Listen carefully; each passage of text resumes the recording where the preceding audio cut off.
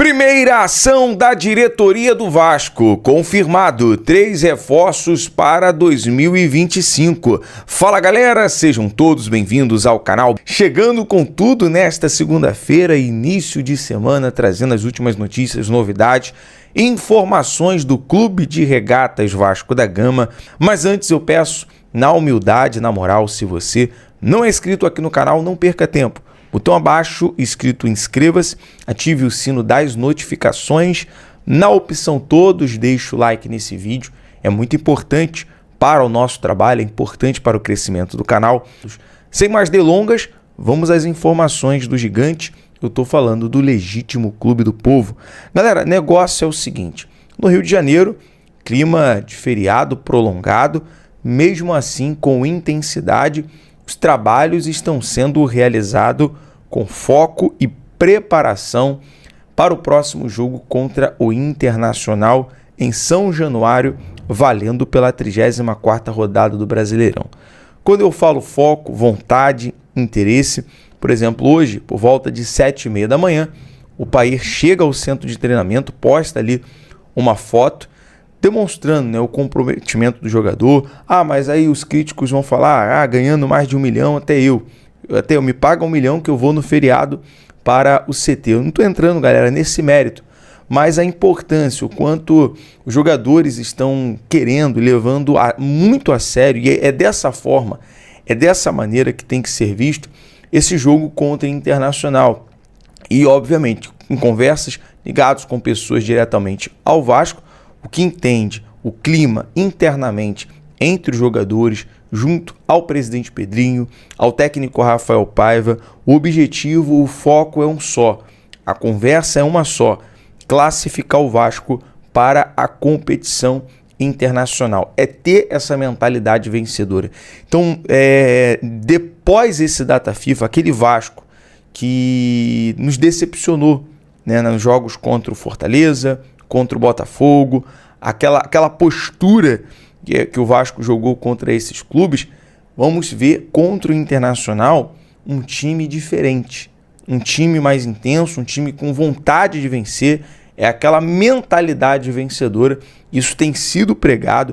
Eu acho que a última coletiva do presidente Pedrinho, que destrinchou bastante coisa, além de acalmar e tranquilizar os torcedores, também internamente os jogadores, por conta do Pedrinho já ter reunido eles naquela semana e tranquilizar em relação à questão de salários, ao futuro do Vasco, ao próximo ano. O próprio, tanto o VP jurídico, como também o CEO Carlos Amodeu, falou bastante sobre a parte financeira do Vasco em 2025. Então isso traz uma tranquilidade, principalmente para os jogadores. Então o objetivo, a fala, o discurso é um só: classificar o Vasco para a pré-Libertadores. Então esse comprometimento, a gente viu a foto do Pair, mas não só o Pair, o Verratti, o Léo Jardim, os jogadores que são considerados importantes nesse elenco estão basicamente focados nessa classificação. Bom, passando aqui sobre a questão da preparação do próximo jogo, e nós vamos estar de olho no treinamento de hoje para trazer mais novidades e informações para você logo mais. Primeira ação da diretoria do Vasco para 2025. Primeira atitude.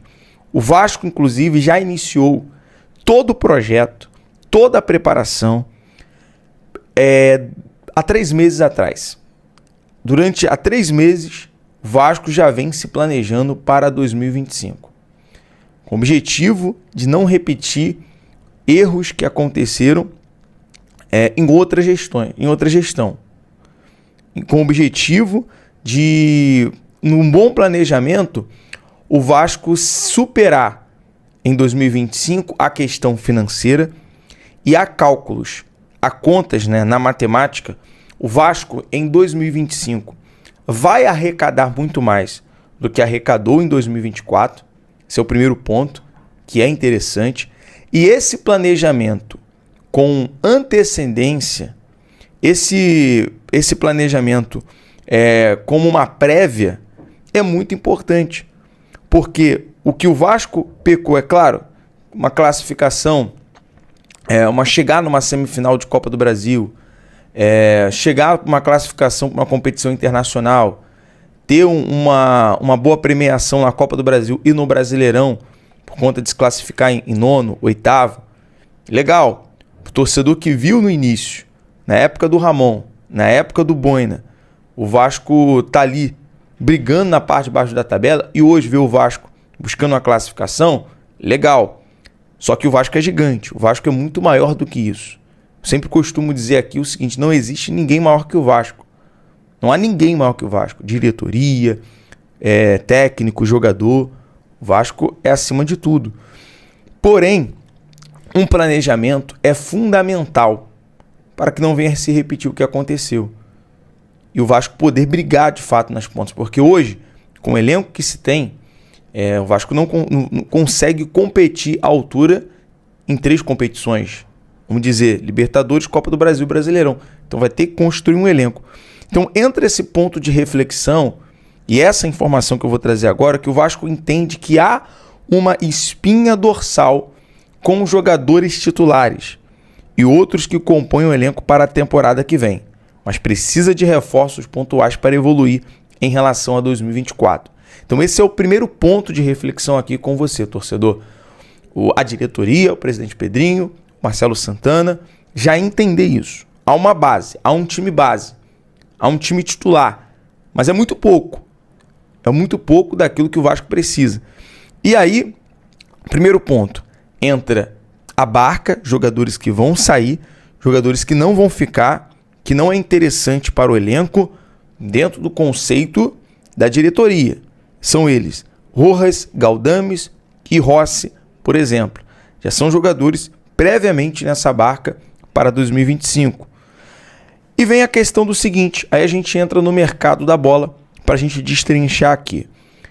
Informação que saiu no GE, informação do Bruno Murito, que trouxe com detalhes sobre isso. Confirmado 3 reforços. A contratação de um zagueiro, a contratação de um ponta e a contratação de um atacante, no caso o atacante de lado, em volante titular. Esses 3 jogadores, zagueiro, atacante de lado e volante, são jogadores que vão chegar para ser titular. E aí nesse ponto, Pedrinho, Marcelo Santana vai precisar, a gente está batendo nessa tecla constantemente, ter criatividade. Quando não se tem dinheiro, você vai explorar o scout, você vai explorar a sua criatividade, tem mais trabalho de você ir fora do radar e correr o risco de errar. Mas com cautela, com precisão, com olhar clínico, você também tem o fator de acertar. O Vasco acertou em contratações fora do radar. Por exemplo, o Verratti foi uma delas. O Paulinho foi uma delas. Então, eu acho que se buscar, com certeza o mercado tem. Então, a princípio, informação do GE, galera, 3 reforços confirmados para 2025. Outra informação que saiu ontem, e uma informação importante, é sobre a previsão da venda da SAF. Falamos isso no vídeo ontem à noite, resumindo aqui para a gente fechar o nosso giro. Para os torcedores que não acompanharam o nosso último vídeo, há uma previsão e já há um acordo troca de documentação, o NDA, que é um ofício sobre confidencialidade, algo confidencial, algo que não pode ser vazado, entre possível investidor que está interessado. Repito, não há negociação, não há proposta ainda, tudo é uma prévia, tudo ainda na fase de conversas. E claro, obviamente, saindo a informação vinda do Vasco, desse real investidor, a gente vai trazer aqui a notícia para você, torcedor cruzmaltino. Mas a previsão é que já em janeiro, no início do ano 2025, o Vasco já consiga vender a SAF, que é um desejo do presidente Pedrinho. Quero saber se você concorda.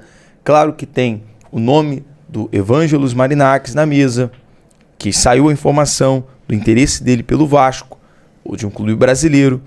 Existe sim essa possibilidade. Essa possibilidade não caiu, essa possibilidade não morreu. A gente fica aqui sempre aguardando, apurando. À tarde eu volto com mais informações para você, torcedor do Gigante da Colina. É isso aí, torcedor Cruz Maltina. A esperança para o Vasco disputar a próxima Libertadores é muito grande e os jogadores aí estão focados em conseguir essa vaga para a pré-Libertadores e deixar o Vasco nessa competição internacional. Seria muito importante o Vasco disputar essa competição. Já voltei a falar aqui várias vezes e volto a falar. O Vasco precisa voltar a disputar uma Libertadores, principalmente ir bem nessa competição. Os seus rivais são os últimos campeões agora da Libertadores e tem mais um rival na final que pode também ser campeão. Já pensou 3 rivais seguidos sendo campeões da Libertadores e o Vasco não disputar a competição no próximo ano?